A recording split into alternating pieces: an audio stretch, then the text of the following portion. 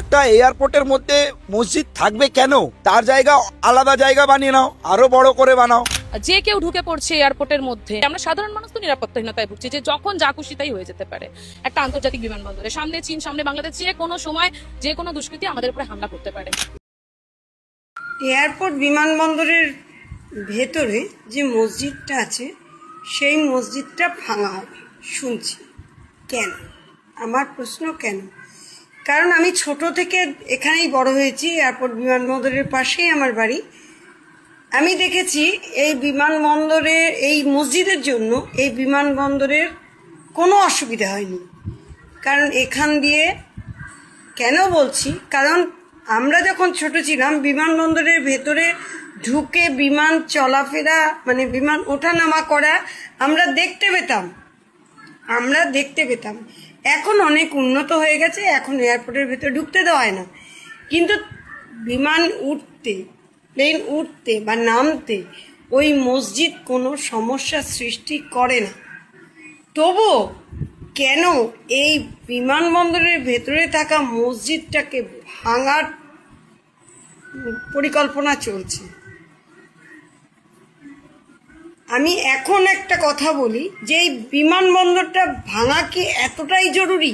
তাহলে সরকারি সম্পত্তির উপরে এত এত মন্দির, এই পশ্চিমবাংলার বুকে কয়েক লাখ মন্দির আছে সরকারি সম্পত্তি দখল করে বসে আছে।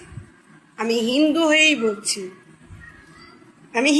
বলছি, তাহলে সরকারি রাস্তার ওপরে যে মন্দিরগুলো, সরকারি জলের ট্যাঙ্কের গায়ে যে মন্দির আছে, এরম অনেক আছে, খোঁজ নিয়ে দেখবেন সরকারি সম্পত্তির উপরে, সেই মন্দিরগুলোকে কেন ভাঙার পারমিশন দেওয়া হচ্ছে না?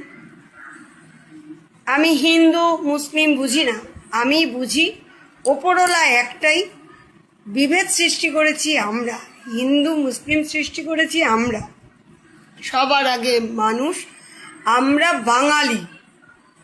আমরা এতদিন জানতাম আমরা বাঙালি, কিন্তু বর্তমানে 2026-এর পর থেকে আমরা টের পাচ্ছি আমরা জাতির নির্বিশেষে আছি। হিন্দু মুসলিম শিখ ঈসাই এগুলোকে আঙুল দিয়ে দেখানো হচ্ছে। কেন?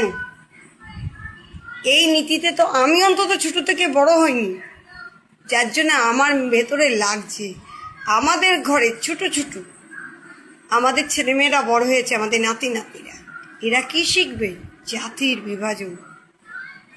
এইটা থেকে একটু বিরত থাকলে হয় না? আমি জানি না, আমার এটা খারাপ লাগলো তাই বললাম যে মন্দির মসজিদ নিয়ে খেলা এটা বন্ধ।